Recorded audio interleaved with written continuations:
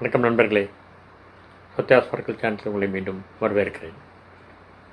இந்த தலைப்பு தெளிவாக சிந்திப்பது எப்படி என்ற தொடரின் ஒரு பகுதி.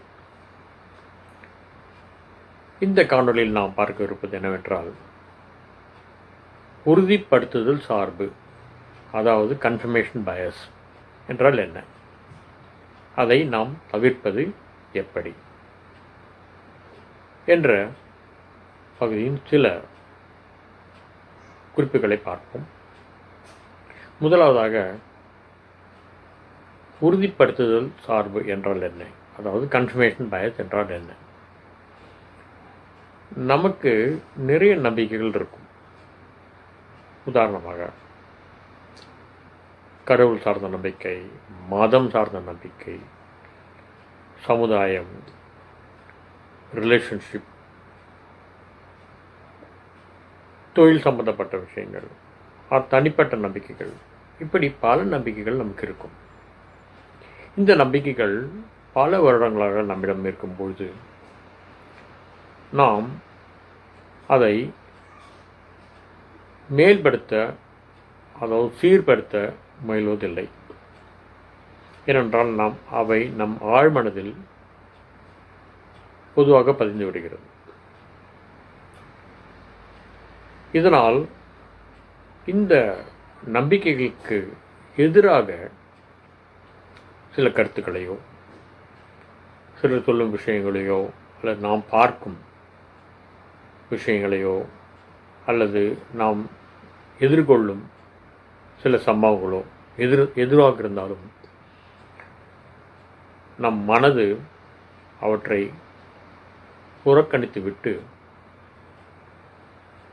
திருப்பி நம்முடைய பழைய நம்பிக்கைக்கு திரும்பி வந்து விடுவோம். இந்த மனப்போக்கு கன்ஃபர்மேஷன் பயஸ், அதாவது உறுதிப்படுத்துதல் சார்பு என்று பொருள்.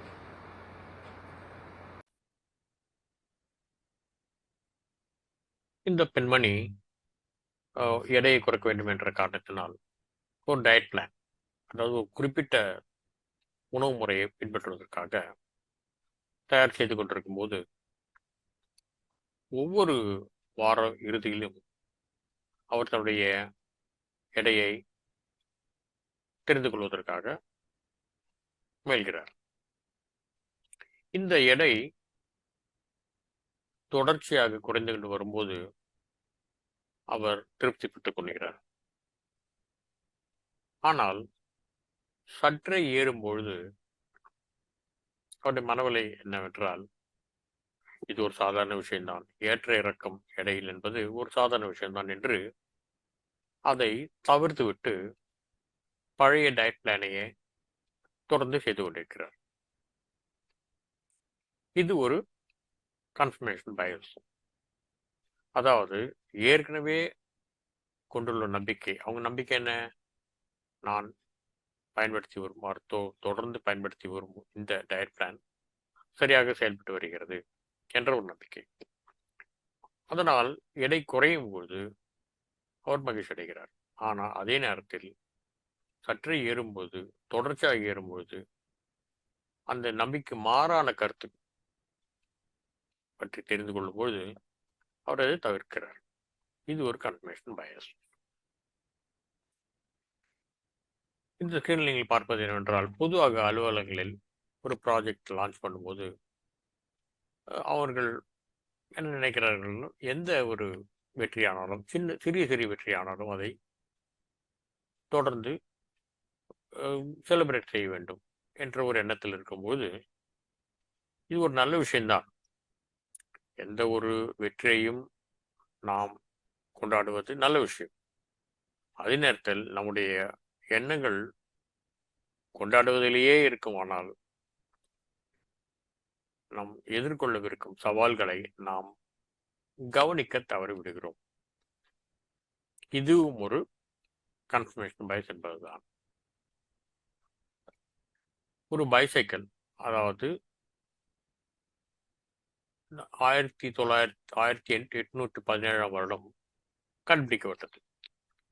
இது மோட்டார் இல்லாத ஒரு பைசைக்கிள். அதை பெடல் பண்ணிக்கிற டைப். இது மோட்டார் பொருத்தப்பட்ட முதல் சைக்கிள் 1885 வருடம். ஆனால் பல வருடங்களாக இந்த சக்கரங்களை நாம் ஏன் சைக்கிளை தவிர மற்றவற்றுக்கு பயன்படுத்தக்கூடாது, அல்லது கார்களை தவிர மற்றவற்றுக்கு பயன்படுத்தக்கூடாது என்பதை யாருமே யோசிக்கவில்லை. 1974 ஆண்டு இந்த ட்ராலிஸ் கண்டுபிடிக்கப்பட்டது. இதில் பொருத்தப்பட்ட சக்கரங்கள் சைக்கிள் சக்கரங்கள் மாதிரி தான், ஆனால் சிறிய வடிவில் உள்ளது. கிட்டத்தட்ட 125 அல்லது 150 வருடங்களாக யாருமே இந்த ஒரு கண்டுபிடிப்பை பற்றி யோசிக்கவில்லை. பொதுவாக நாம் பார்ப்போம், ஒரு சேல்ஸ் பர்சன், விற்பனை அதிகாரி, அவர் எப்பொழுதுமே அதிகமாக பேச வேண்டும், உறக்க பேச வேண்டும், ஒரு சோஷியபிளாக இருக்க வேண்டும், அப்படி ஒன்ற எண்ணம் பல பேருக்கு இருக்கிறது. ஆனால் இதற்கான சான்று எதுவுமே இல்லை. எத்தனையோ பேர் அதிகம் பேசாதவர்கள், ஆனால் முறையாக பேசுபவர்கள் அவருடைய தொழிலில் வெற்றியடைந்திருக்கிறார்கள். சில ஹையரிங் மேனேஜர்ஸ் அவங்களும் இந்த மாதிரி குறைவாக பேசும் நபர்களை நிராகரித்து விடுகிறார்கள். இது ஒரு உறுதிப்படுத்துதல் சார்புக்கு ஒரு அடையாளம். நாம் நினைப்பது, பல பேர் நினைப்பது என்னவென்றால், மோட்டிவேஷனல் ஸ்பீக்கர்ஸ் இவர்கள் மற்றவர்களை ஊக்கப்படுத்துகிறார்கள், நல்ல விஷயங்களை சொல்லித் தருகிறார்கள், நிறைய விஷயங்களை கேட்டு பலன் அடைகிறார்கள். ஆனால் இந்த மோட்டிவேஷனல் ஸ்பீக்கர்ஸ் எல்லாம் ஆனஸ்டாக இருக்கிறார்களா, அல்ல சின்சியராக இருக்கிறார்களா, அவர்கள் சொல்வதை அவர்களே செயல்படுத்துகிறார்களா என்றால் அது ஒரு கேள்விக்குறி தான். எனவே மோட்டிவேஷனல் ஸ்பீக்கர்ஸ் அனைவரும் அவர்கள் சொல்வதை பயன்பெற்றார்கள் என்பது ஒரு நிச்சயம் அல்ல. இன்னும் சொல்லப்போனால் பல மோட்டிவேஷனல் ஸ்பீக்கர்ஸ், பப்ளிக் ஸ்பீக்கர்ஸ் இவங்கெல்லாம் நிறைய குற்றங்கள் செய்து அவர் தண்டிக்கப்பட்டிருக்கிறார்கள் என்பதும் ஒரு உண்மை. சார்ல்ஸ் டார்வின் அனைவருக்கும் தெரியும், பரிணாம கொள்கையை வடிவமைத்தவர். அவருடைய நம்பிக்கைக்கு எதிரான சில விஷயங்களை எப்பொழுது அவர் கேட்டாலும் பார்த்தாலும் உடனே அவர் குறிப்பெடுத்துக் கொள்வது வழக்கம். அப்படி இருக்கும்போது தான் ஒரு விஞ்ஞானத்தில் ஒரு சரி சமமான ஒரு நிலையை பார்க்க முடியும், நியூட்ரல் வியூ எடுக்க முடியும். இல்லை என்றால் அவருக்கு என்ன நம்பிக்கையாக இருக்கிறதோ அதை பற்றியே சிந்தித்து கொண்டிருக்கும் போது புறணான விஷயங்களை அவர் நிராகரிப்பதில்லை. இது ஒரு கன்ஃபர்மேஷன் பயஸ், அதாவது உறுதிப்படுத்துதல் சார்பை தவிர்ப்பதற்கு சார்ல்ஸ் டார்வின் எடுத்துக்கொண்ட முறைகள். அது ஒரு நல்ல பலனை தருவது நம்ம அனைவருக்கும் தெரியும்.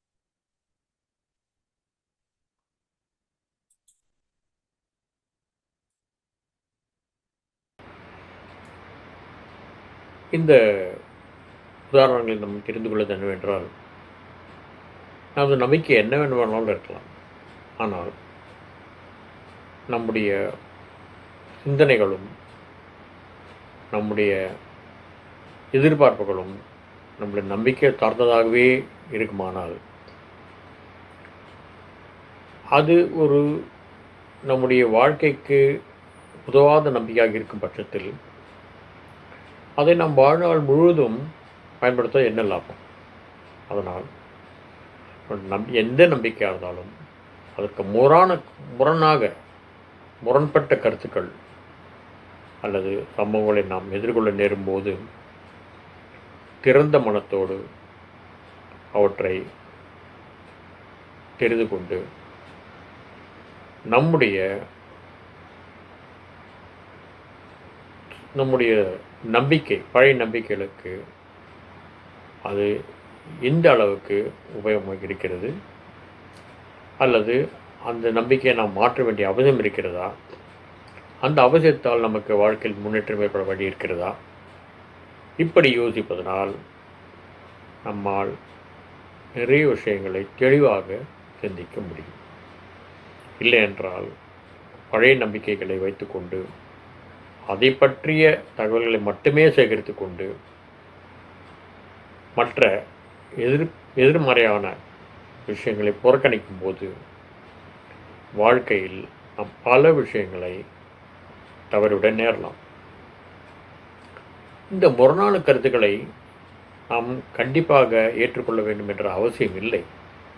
ஆனால் அவைகளை திறந்த மனத்தோடு பார்க்கும்பொழுது பல நாட்களாக நம்மிடையே இருந்த சில நம்பிக்கைகள், நமக்கே உதவாத சில நம்பிக்கைகள் இருக்குமானால் அவற்றை விட்டுவிட்டு புதிய நம்பிக்கைகளை நம் மனதை ஏற்கொள்வதற்கு வழிவகுக்கும். இந்த காணொளியில் நாம் பார்த்தது என்னவென்றால், கன்ஃபர்மேஷன் பயஸ், அதாவது உறுதிப்படுத்தல் சார்பு என்பதை தவிர்ப்பது எப்படி. அப்படி தவிர்க்கும்போது நம்முடைய சிந்தனை தெளிவாகும், அதன் விளைவாக ஏற்படுகின்ற விளைவுகளும் நல்ல விதமாக அமையும். மேலும் இதை பற்றி பல்வேறு கோணங்களில் வரும் தொடர்களில் ஆராய்வோம். இந்த காணொளியை பார்த்ததற்கு நன்றி.